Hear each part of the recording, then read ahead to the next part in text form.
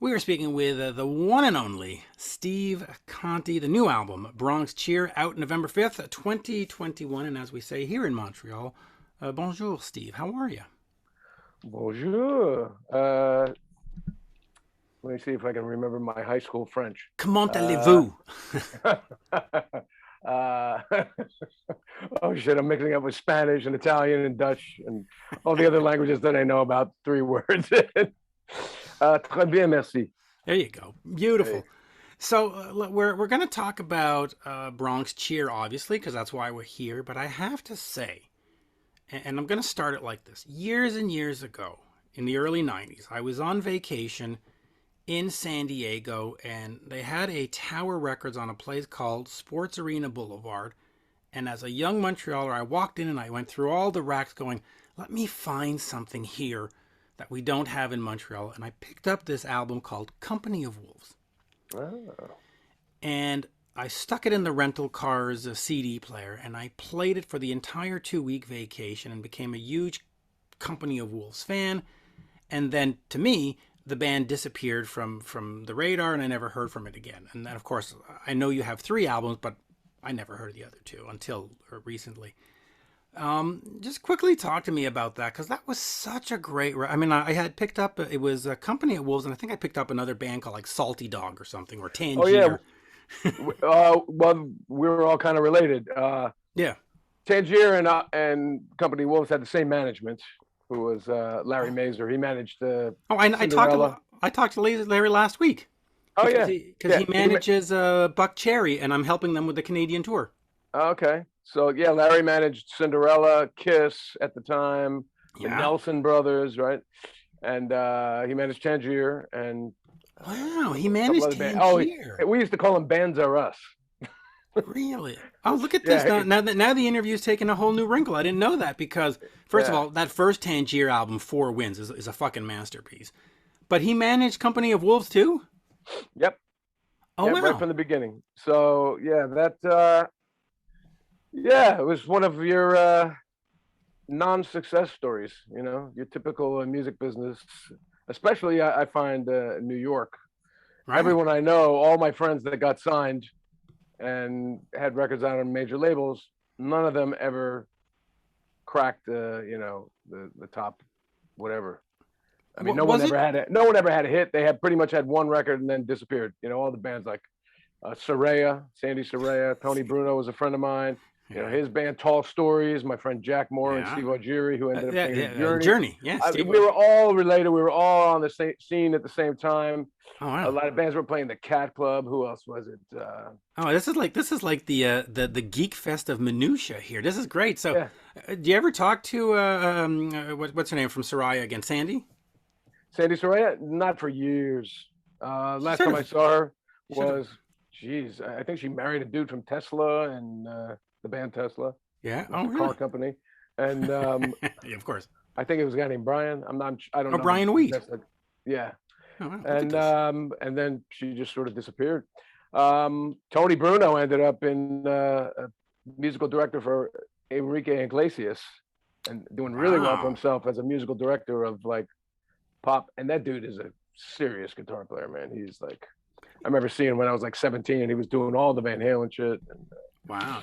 You've you done know, some musical directing too, though, haven't you? I did. I musical directed Jill Jones from Prince's band, and yeah, That's we were good. going to go on tour with him. That was yeah, that was before Company of Wolves, actually. Like when I first moved to New York, I was like looking for guys to get my band together with. I mean, I knew I wanted to work with my brother, of course, great bass player. Right. And before I met Keith, the singer from Company of Wolves, I played with a bunch of different people. Glenn Burtnick, who you might Yeah, remember. I know. Um, I was in his band. I did my first MTV video with him. Follow You was his single. In that one. And Jill, we were supposed to tour with Prince behind the Sign of the Times record, and then he canceled his tour. Wow. And then I met Keith like a year later, and we started writing songs. And I think within, it was one of these situations where we didn't like slog it out on the road for years in a van and all that. We we played a handful of gigs at the Cat Club and Limelight and all these different places in New York. And then um, we got Larry Mazer as our manager through our drummer at the time, Frankie LaRocca. Yeah. And we love Rest in Larry, by peace. the way. I Yeah, love Larry, at least. yeah. Larry. Also, when we get to the Michael Monroe stuff, he was working with us for a minute too Oh, recently. wow. Oh, But wow. yeah, so there was a bidding war, blah blah blah. All these agent, A&R guys came down to the gig. We ended up, we got offered three deals: Capital. I don't remember who the third one was. Capital, Mercury, and maybe Somebody it else. was Arista. I don't know. It was But we ended MCA. up going with Mercury because we figured Larry had a good relationship with them because of Cinderella and Hmm. Kiss, and And they had Bon Jovi on the label. Come on. they had Jovi, they had Scorpions, and but the thing was, we weren't like a glammy band. We had we wore ripped jeans, t-shirts, leather jackets, boots. We weren't all duded out with rags and makeup and glittery stuff yet. Right. Yeah. But the marketing department said, "Well, we don't know what to do with you guys." I'm like, "What do you mean? Our favorite band's the Georgia Satellites. What did they do with them? Do that, Yeah. because we use the Georgia Satellites producer, we use their studio, we use their amps. I mean, that was our thing. We were not like a glam metal, kind of No, band, and that was more that like was dirty it was rock. yeah, pretty rootsy, and kind of ran the gamut. We went, we had melodic-y Beatles, Cheap Trick, Tom Petty kind of melodies, and then we had some dirtier, Stones, Zeppelin, AC/DC kind of, harder rock stuff. But we came out at the same time as the London Choir Boys, the Black Crowes, and Junkyard. And I Yeah. remember Rolling Stone magazine did a And you had the Choir Boys on the first album doing backing vocals or whatever. yeah, they we recorded our albums in the same studio in Los Angeles. We met them. We were like out in the lounge one day. We're like, "Who are these guys over here?" And then we ended up having drinks with them, and then just like partying with them every night. Of course We you did. invited them into the You gotta studio love with us. Spike. Spike's a Yeah, legend. yeah, Spike and Griff, and Yeah. I'm still in touch with those guys, and Guy Bailey also, who's not in the band anymore. Nope. But yeah, so Rolling Stone did this like expose on like the new breed of blues rock band in 1990. These are the guys to watch out for, and of course we know which band got the most promotion. Um, Yeah. but they said Company Wolves is the best, are the best musicians in the bunch, and I still show that to my landlord every time I need to pay my rent. Hey man, really good musician. I'm sorry I can't pay the rent this month. Oh, God. Yeah. Oh, the So music business is we so. got that going for us, or we had that going for us. You hand him one of the CDs when he comes by for the rent. Is that Yeah, it? Go, yeah. here you go. Here you go. Let's get Well, a nice gray cover. I that still was a have long, the album, by the way. It's gray downstairs. cover. Yeah, don't get me started on the gray cover. That's not the cover that we wanted, but we didn't know. We were young and dumb, and you think that the record company would have said, "Hey guys, that's not really going to look good with." It, We it, wanted a it, it, black. We wanted a black cover. If they just would have reversed the images and made the images gray and the cover black, you know. But they all were giving them what It's like Spinal Tap. Fuck the napkin, 18 inches. Remember? But I was given this napkin. The little Stonehenge thing comes down 18 inches instead of 18 feet, right? They're like, fuck what these guys said. It's not going to look good. Fix it, But they didn't. So we're stuck I with that will. album. We're stuck with that album cover for all time. Except, you know what? When I go to Europe, I see people bring albums around to get signed, and they're white with black Oh, that looks faces on cool. it, and that's like, yes, if they would have just done that, Yeah, But I the have art to say, department, as a fan, looking at that gray cover is just like not inspiring. No offense, but no, no, you just look at it and you go, uh, eh. Especially in yeah, the glam rock there, where there was sequins and greens and yellows and purples and all kinds of shit, and then you dude, have tell this me about gray it. cover and you're just like, mm. Like it's not Yeah, even like a well, shiny silver. It's just it's like cloudy sky gray, and it's just like, sorry. I would Music's great name though. I would expose the art department head, but I'm not that kind of guy. But anyway, It he was he was Johnny. No, he was pretty lame.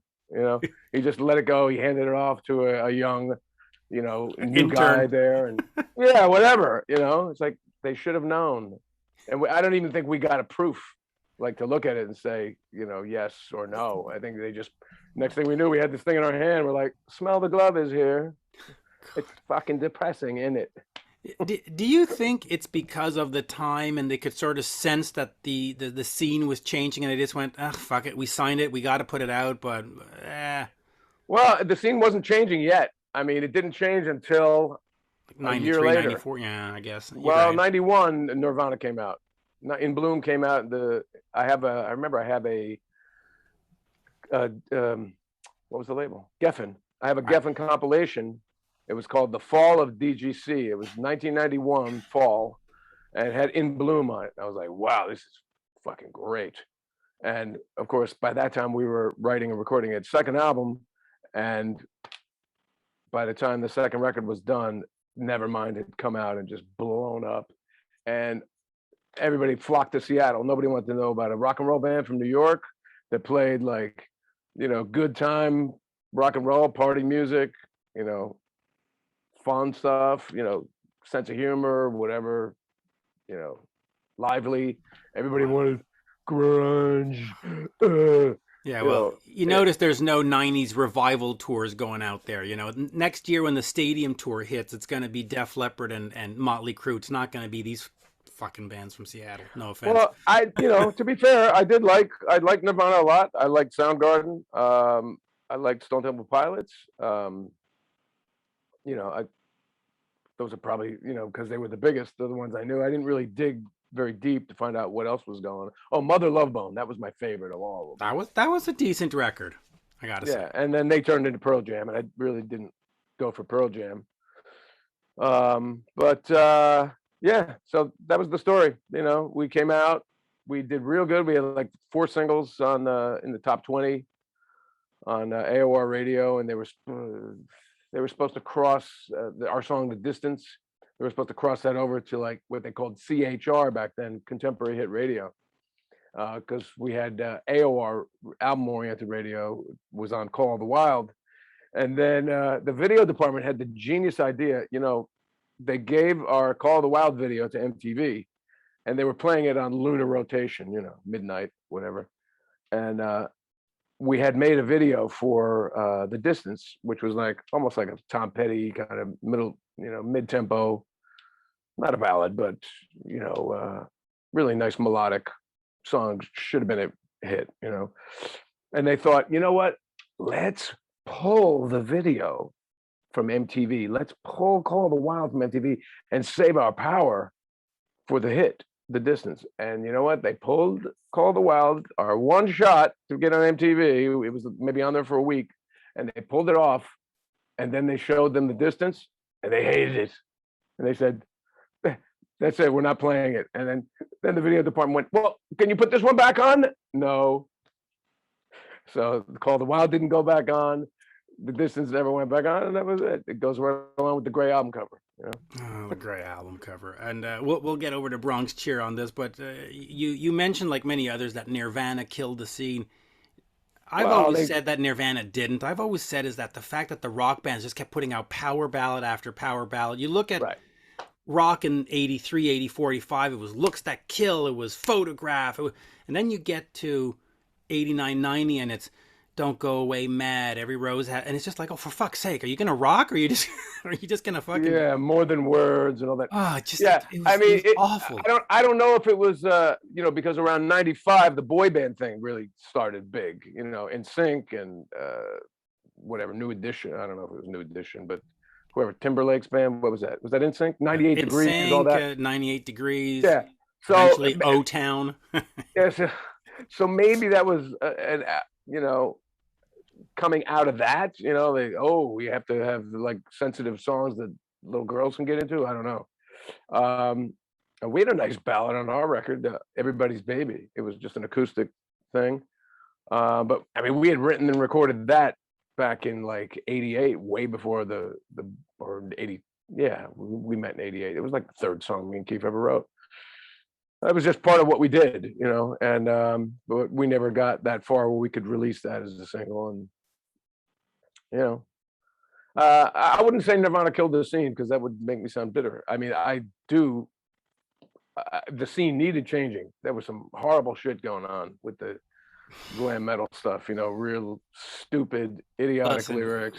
She's we my had our cherry A pie and bands, we all had that. our B bands, and by 90 we were getting to the C and the D and the E bands. I mean, we were starting to slowly dilute the quality. I mean, when you're down to, no offense to anybody, but sleaze bees and shit, it's just like, all right, enough already. No offense to the boys, but The Dutch band, actually.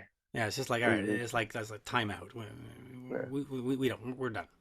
We're done. I mean, even what were the A-list bands back then were to us, we couldn't stand them.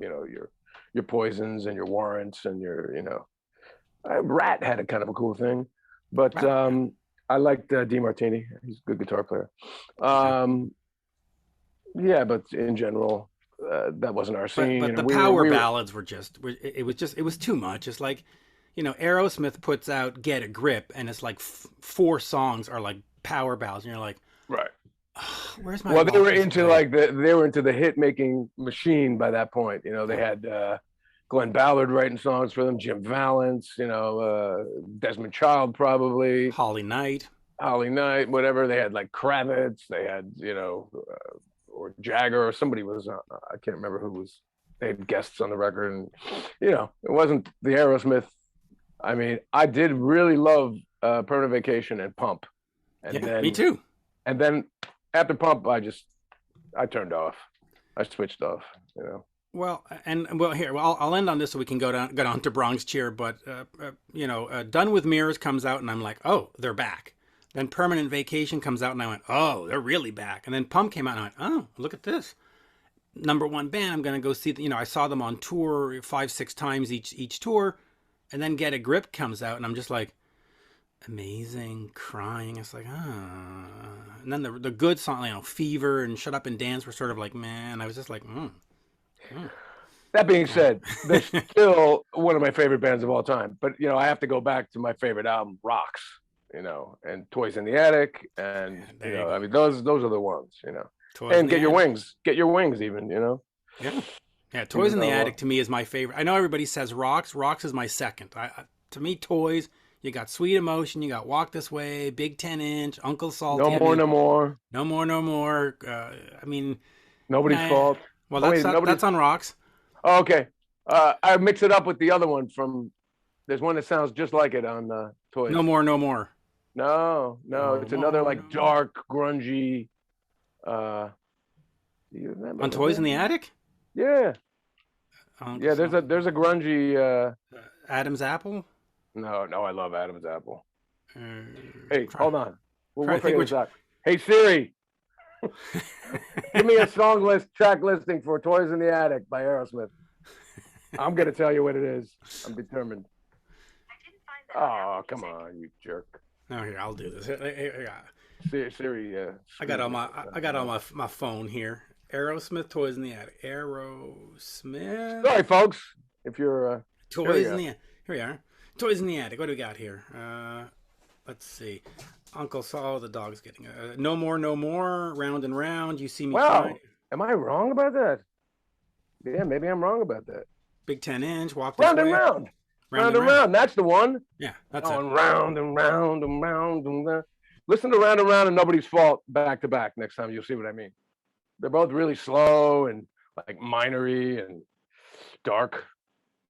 So yeah. Anyway, Rocks though. I did 2 records with Jack Douglas, and I would always just pump him for Rocks stories, and he said, that was his favorite album of his career. Now, maybe Imagine John Lennon was, but that was like Aerosmith's best record. He said he remembers every minute of it when they came up. They were like in a warehouse and they came up with the shit together, and he was like the sixth Beatle, so to speak. Like kind of arranging it with them and writing it with them, and it was real organic, and you can hear that on that record. It's a Listen, it's a great record. All right, let's get over to your record here because Yeah, come on, let's talk about me, enough about Aerosmith. we're talking about Aerosmith. We're talking about Company of Wolves.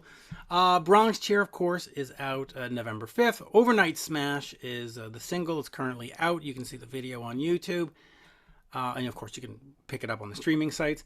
Talk to me about putting this together and doing a solo record, for the lack of a better word. You've been doing the Michael Monroe stuff, and just real quick, Sensory Overdrive and Blackout States and even One Man Gang by Michael are just fantastic rock. I mean, just fucking phenomenal records. What about Horns and Halos? Oh, I forgot about that one. Yeah, that one's good too. Yeah, everything they've done and everything he's done in the last decade, they've just been, one is better than the next. Just Thank you. Just he's been hitting it. I don't know Thank how you. involved you are in creating those, but Very. really, Well, up until One Man Gang, well, let's see. Ginger was the principal writer on Century Overdrive. Then Ginger rocks. then Horns and Halos was like my record because Ginger left, and they were like, "Oh no, Ginger left. Who's gonna write songs?" I'm like, "Hello." And I brought them some of my songs that I had finished myself at home. Ballad of the Lower East Side was mine. Don't Block the Sun, which was a bonus track, and Saturday Night Special. And then we had a bunch of jams that, the guys brought in riffs, Dragon on guitar, and Sammy would bring in Backyard riffs. Babies. Yep. Yeah, I know they would these bring in people. riffs, and I would, put lyrics, melodies to them, and make songs out of their riffs. And so that one was really, I had a heavy hand in that one. And then Blackout States as well. Rich Jones joined, and we wrote quite a few together. I had a couple of my own. Rich had a couple of his own, and then One Man Gang, it sort of shifted. Rich started writing more, and we're working on a new one now. Good. I'm Because looking forward to pandemic just killed the tour. I think we probably played. We did like 4 months of touring on One Man Gang, unfortunately, and then that was it. So time to do a new one. I agree. He's been on fire for the last decade. I mean, it's been terrific to see and terrific to hear, quite frankly. But Bronx Cheer. Bronx Cheer, okay, but we digress. Because I was told you got to leave at 11, so we got to talk about Bronx Cheer before you have to bail. Oh shit! Yeah, I got the cable guy coming. I'm changing. I'm getting rid of Verizon Fios. Fuck you, Verizon Fios. You suck. A little bit like in Canada. But all right, so Bronx Cheer, how much of this is new? How much of this is stuff that you've collected over the last 10, 20 years? How much is all you? Is it talk to me about how it came together. you do know that it's not my first solo album, right? Yes, of course. Okay. No, but I mean, No. in terms of writing, when you write, sometimes you look back and you go, "Oh, I've had this song 20 years ago." And there's plenty of those. Okay. Yeah, because I did Steve Conte and the Crazy Truth album in 2009. Then I did Steve Conte NYC in 2014. Put out International Cover Up, my covers album in 2015. I 16. did the single Gimme Rockaway in 17. Yep. And that's actually on the new album. Good. Steve Van Zandt, he owns the label, and he was like, "You got to put that song on there." I was like, "Okay, Silvio."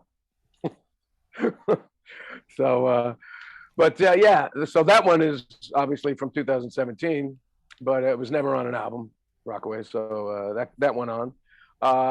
The way I usually, do my albums, I start with like a handful, like a core of maybe 4 or 5 new songs, and I just have such an extensive back catalog of good songs that have never been recorded or never been released that I go back and I search through my. Luckily, I don't have to search through cassette tapes anymore. I just go right to my iTunes, and I can search by genre or words or whatever style, and I find, I pick out songs that would go with it. I sent my co-producer, Andrew Hollander, 50 songs for this album. That was one of his main jobs on this album, was to help me weed through all the material and pick 10 songs that went together. And first, we couldn't decide. We had 20 songs. We were like, okay, we're going to make 2 records.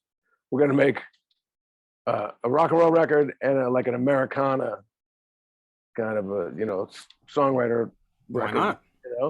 and well, in the end, I was like, you know what, I can't afford to do two records because I was funding it myself.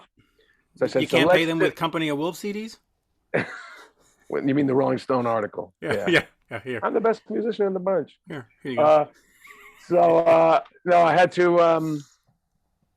had to just pare it down and say, look, we got to do one album. So let's take the best of that rock and roll album and, make sure that there's enough like real quality songwriting on it too. So I added a couple of the older songs, Flying, which is a really nice ballad, which I have a video coming out for this month.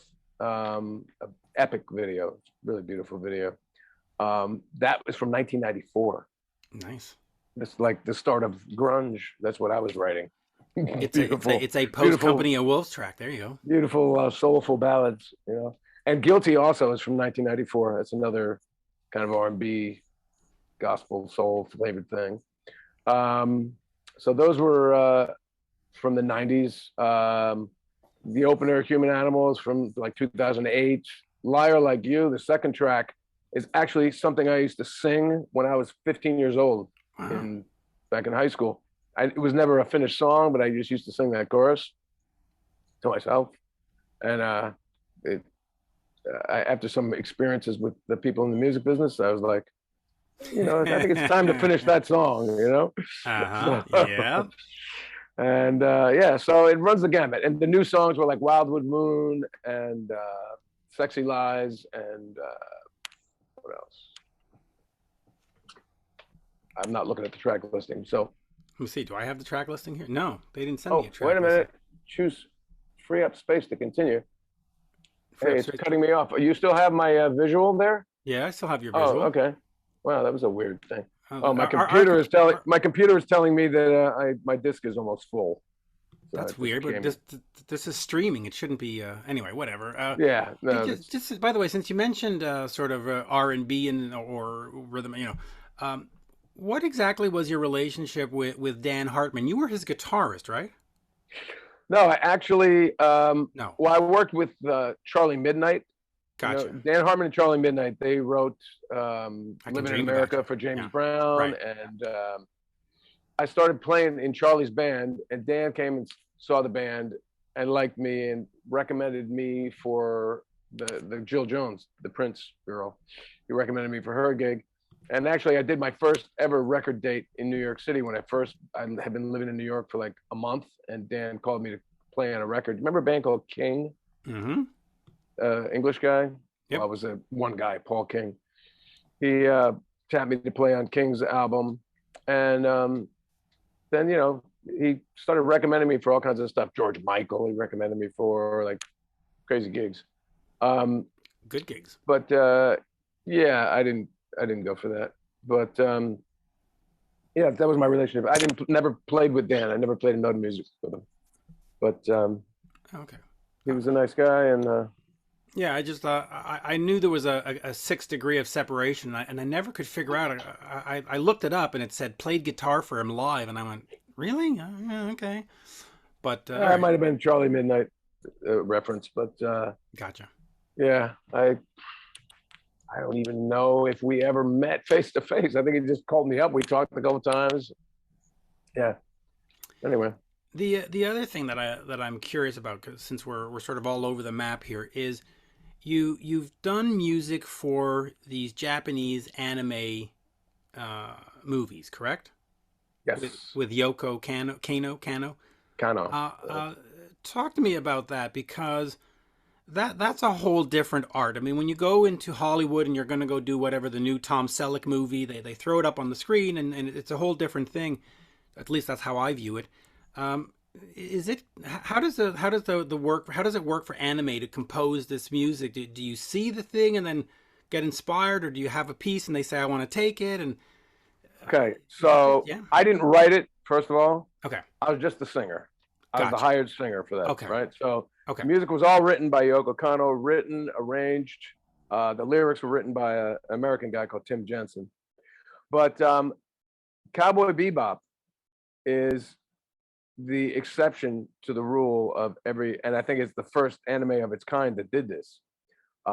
They gave the composer the storyline and the characters. They said, this is what's going to happen in this scene. And the anime wasn't even drawn yet. There was no visuals to give her. So just based on the emotion and the story, what was supposed to happen, she created the music. The lyricist wrote the lyrics. I sang it. And then they played that for the animators, and the animators drew the animation to the music. So the music inspired the visuals absolutely backwards from the way that it normally is in all films, really.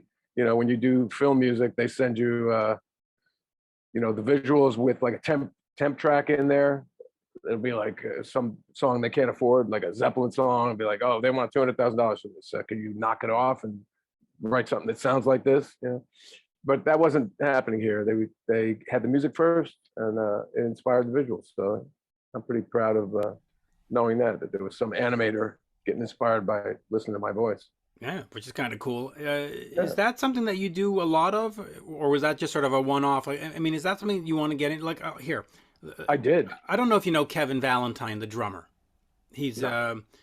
he's with Don Iris. He's played with Kiss, and he's been, he's played with Cinderella too. And I was talking to Kevin, and I said, well, why aren't you on tour? Why aren't you with these bands? And he goes, you know what? I got into scoring films. I stay at home. I see my family.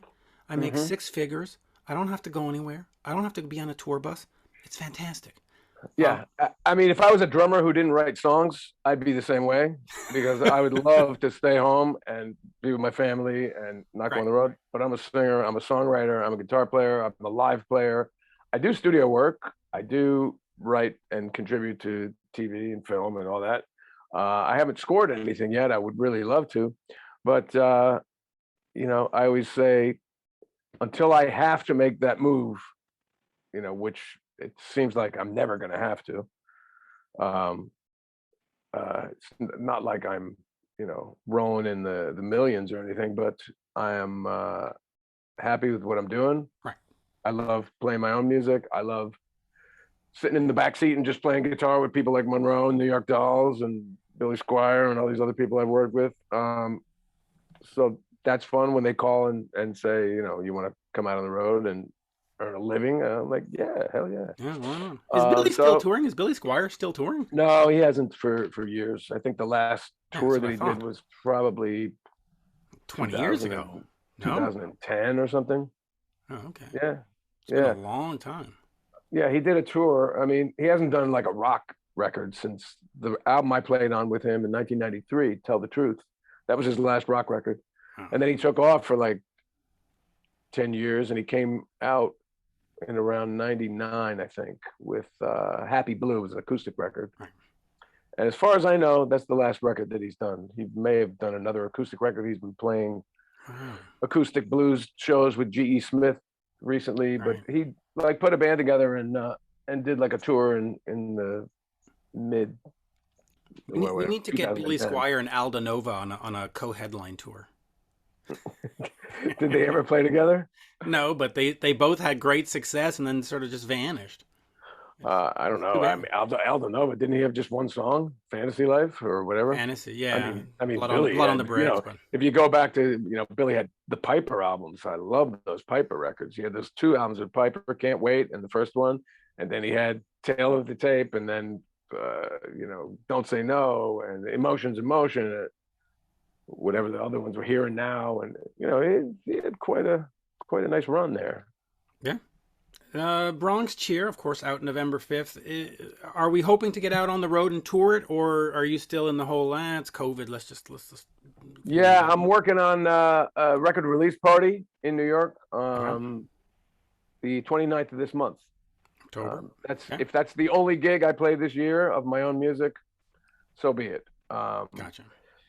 Because we're going to do that, and then I'm going to run off to Finland to make a new record with Monroe. That'll be great. And yeah, so it's been going great with the record label Wicked Cool, with Bronx Cheer. They've released 3 singles so far. We got a fourth and then a fifth one coming out, and another video coming out, and then the album drops November 5th. Yeah, November 5th. November 5th. And yeah, they've been doing a great job. I'm real happy with Bill With Stevie. And with Michael Monroe, we know that Ginger went back to the Wild Hearts. Is Dragon still with him or no? no, Rich Jones has been in the band since Okay. 2013, maybe, Okay. from the Black Halos. Black, yeah, look at that. Black Halos, Backyard Babies, Wild Hearts. That's he's Yeah, working with some prime real estate right there. yeah. That's some good folks right there. Hmm. There you go. I guess we'll wrap up. It's been an absolute pleasure. Yeah, thanks, man. Good to talk to And you, Mitch. I and a don't know thrill for where. me because again, I love that Company of Wolves record, and then you just vanished, unfortunately. So me Well, and you my gray found. cover, we cried on the pillow often. I just went, look at this gray cover. What the hell? Uh, but I still have the CD downstairs, and I still pull it out once in a while. Well, you found me, so keep in touch. And for all your listeners out Yeah. there, your viewers, thanks. And you can find me on the web, stevecontenyc.com, or all the usual places: Facebook, Twitter. Twitter, Instagram, YouTube. I have a YouTube channel, which I hope to be doing a lot more with, being that this is the time when we sit at home and post videos of ourselves Yeah. playing and teaching and all that. You Yeah, know I've who done does it? song. You know who does it really well is Leland Sklar, the guy who I played love Lee with. Sklar. Yeah, of course. He Yeah. has his own YouTube channel, like 150,000 or 200,000 followers, and he posts a little video of him playing bass every day. Like, this is how I did, no jacket required. Blah, blah. It's fantastic. Yeah. It's I great. haven't. I've only seen him like pontificating about various political things, or like why he got banned from Facebook, or stuff like that. I haven't really seen him do the bass playing thing, but he certainly got enough hit records where he could, under his belt, where he could talk about Yep. probably till the day he dies a new song every day, Yep. and never repeat himself. 2,000 albums he's played on. Well, there you go. I think I can count mine on four hands, maybe. Two hands, 2 feet. There you go. Thank you, Steve. As we say in Montreal, merci beaucoup. It's been absolute pleasure. Pleasure's mine. Thank you. See you There you next go. time. Cheers. Cheers. There you go.